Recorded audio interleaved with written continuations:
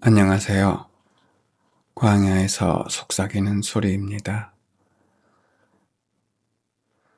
오늘은 과학의 발달로 인한 시대적 전환의 시기에 우리가 종교의 흐름을 돌아보면서 그 안에는 인류의식의 진화라는 흐름이 있었다는 것을 살펴보고 앞으로 우리가 나아가야 할 방향을 한번 생각해보는 시간을 가지려 합니다. 그럼 시작해 볼까요?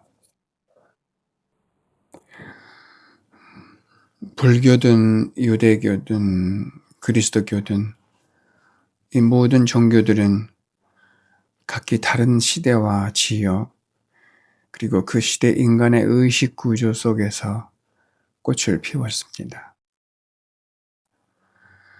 우선 우리가 구약 시대를 떠올려 보면 그때 인간은 신을 외부의 절대자로 인식했습니다. 두려움과 경외의 대상이었죠. 하지만 신약은 어땠습니까? 그리고 구약의 견고한 질서 속에서 전혀 새로운 패러다임을 열었습니다. 이제 하느님은 더 이상 멀리 밖에 계신 신이 아니었습니다. 인간의 가장 깊은 내면에 거하시는 사랑의 현존으로 우리에게 다가오셨습니다. 이 흐름은 단순하게 교리가 바뀌는 사건이 아니고 하느님을 인식하는 차원 자체가 바뀐 사건, 바로 인류 의식의 진화였다고 생각합니다. 그리고 오늘날 우리가 살고 있는 이 AI 시대 역시 마찬가지죠. 바로 새로운 차원의 대전환기라고 생각을 하는데요. 그래서 이 시대의 신앙은 신약 시대 이후 처음으로 하나님이라는 개념 자체를 새롭게 이해해야 하는 지점에 서 있습니다. 그래서 오늘은 그 흐름을 한번 살펴볼까 하는데요. 흐름을 살펴보는 것이기 때문에 자세한 내용보다는 구조적인 면을 얘기해 보려고 합니다. 우선 구약에서는 하느님을 어떻게 인식하고 있었는지를 들여다보면 구약에서는 하느님이 섬김의 대상이었습니다. 다르게 얘기하면 나와 분리된 밖의 대상인 거죠. 하느님은 저기 계신 분이고 나는 여기 있는 사람이 됩니다. 그래서 둘 사이에는 좁힐 수 없는 거리가 생겨납니다. 이 거리가 클수록 우리는 불안해지죠. 그래서 우리는 이 불안한 거리를 메우기 위해 무언가를 쌓아 올립니다. 그것이 바로 율법이고 규범이고 도덕이고 의무입니다. 이것을 지켜야만 내가 저 멀리 계신 하느님께 조금이라도 가까워질 수 있다고 믿는 것이죠. 이것이 하느님을 대상에 위치해 두는 구약적인 인식 구조입니다. 구약은 신앙의 출발점입니다. 그러나 우리가 여기에만 머물게 되면 신앙은 부담이 되고 하느님은 멀어지고 나는 끝없는 부족함 속에서 살아가게 되죠.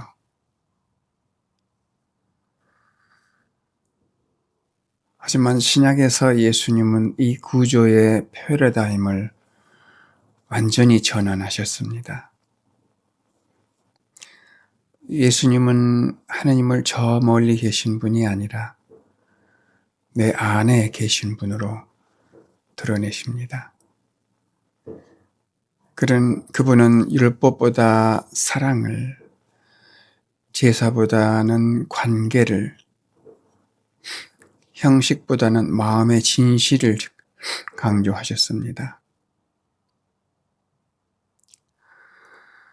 하늘나라가 너희 가운데에 있다. 이 말씀, 이 선언이야말로 하느님의 내재성을 극명하게 드러내고 있습니다. 하느님은 더 이상 멀리 계신 분이 아니고 이제 사랑과 관계 속에서 우리 안에 현존하는 분이 되신 것이죠.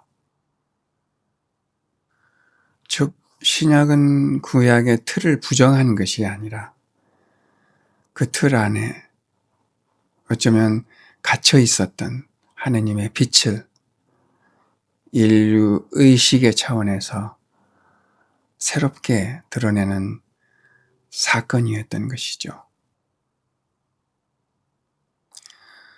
그러니까 예수님은 우리를 흠숭의 신앙에서 관계의 신앙으로 우리를 초대하신 것이죠. 그럼 이제 AI 시대로 돌아와 봅시다. AI 기술은 지식과 정보에 대한 접근성을 극대화하여 우리 각자에게 전례 없는 수준의 자율성과 창조성을 열어주었습니다. 신앙의 영역에서도 마찬가지로 이제 우리는 교리 해설, 성경 지식, 영적 자료를 손쉽게 접할 수가 있고 AI가 방대한 경전 지식을 즉각 제공하면서 외적인 종교 구원이나 지식에 대한 의존도는 약화되고 있습니다. 그렇다면 이것이 우리 신앙에 미치는 영향은 무엇일까요? 사실 신앙은 누군가 정해준 답을 받아들이는 것이 아니라 지극히 개인적이고 주관적인 체험의 영역이라고 저는 생각합니다. AI 기술은 우리가 스스로 질문하고 답을 찾을 수 있는 환경을 제공함으로써 이제는 과거 종교가 가졌던 절대적인 힘이나 구원관에 의존하지 않고도 스스로 영적인 길을 모색할 수 있는 그런 시대가 열린 것입니다. 따라서 AI 시대의 신앙은 더 이상 구약의 율법주의나 제도적인 교회 구조에 머무를 수 없습니다. 왜냐하면 인간의 의식이 이미 내 안에 하느님을 스스로 자각할 수 있는 단계로까지 나아갔기 때문이죠.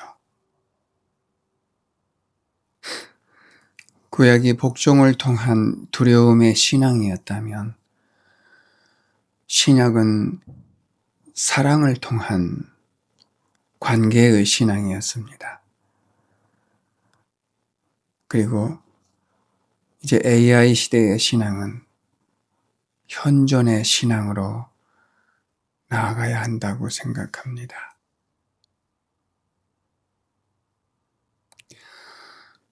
결론적으로 얘기하면은 진리는 같지만 그 진리를 인식하는 의식은 끊임없이 진화한다는 것이죠. 이제까지 교회는 구약과 신약을 하나로 묶어서 하느님의 구원 역사로 해석하고 가르쳐 왔습니다. 하지만 그 안에는 오늘 우리가 나눈 것처럼 의식의 진화라는 내적인 흐름이 숨겨져 있었습니다. AI 시대의 종교적 재구성은 이 흐름을 정확히 이어받아야 한다고 생각을 하는데요. 바로 그리스도께서 열어놓으신 신약의 길, 사랑과 내재적 현존의 길을 더 깊이, 더 넓게 확장하는 것입니다. 구약은 하느님을 밖에서 찾았습니다. 그리고 신약은 하느님이 우리 안에 계심을 드러냈습니다. 이제 AI 시대의 신앙은 하느님은 결코 홀로 계시는 존재가 아니라 끊임없이 인간과 관계 맺는 그분의 현존을 더 깊이 깨닫는 단계로 우리를 이끌고 있습니다. 그래서 정리하자면 그리스도교의 신에 대한 개념은 구약의 외재적, 초월적, 거룩한 하느님에서 신약의 내재적, 사랑의 하느님으로 심화되었고 이후 현대에 이르러 내면적, 관계적, 그리고 현존하는 하느님으로 이어지고 있다고 얘기할 수 있겠죠. 이러한 변화는 인간의 하느님에 대한 이해의 확장이자 하나의 과정으로 볼 수 있습니다. 오늘날 신앙인들에겐 이 세 가지 측면을 모두 필요로 합니다. 바로 하느님의 초월성과 거룩함에 대한 경외, 하느님의 사랑과 은혜에 대한 감사, 하느님의 친밀한 임재에 대한 체험, 이 모두가 조화될 때 온전한 신앙생활이 가능해지겠죠. 그렇게 될 때 AI 시대의 그리스도인은 아마 이렇게 고백할 수 있을 것입니다. 하느님은 우주의 주인이시나 동시에 나의 마음속 친구이시고 그 거룩한 사랑이 지금도 우리 삶 한가운데에서 역사하신다.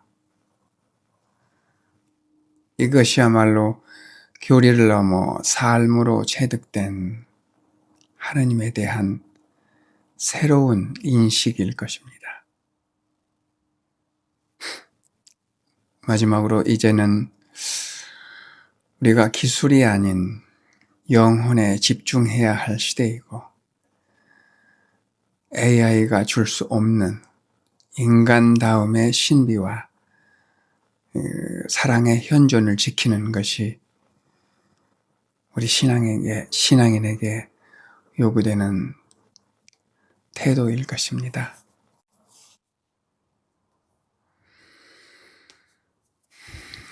오늘 우리가 나눈 이야기가 여러분의 삶에 작은 깨달음의 불씨가 되었기를 바랍니다.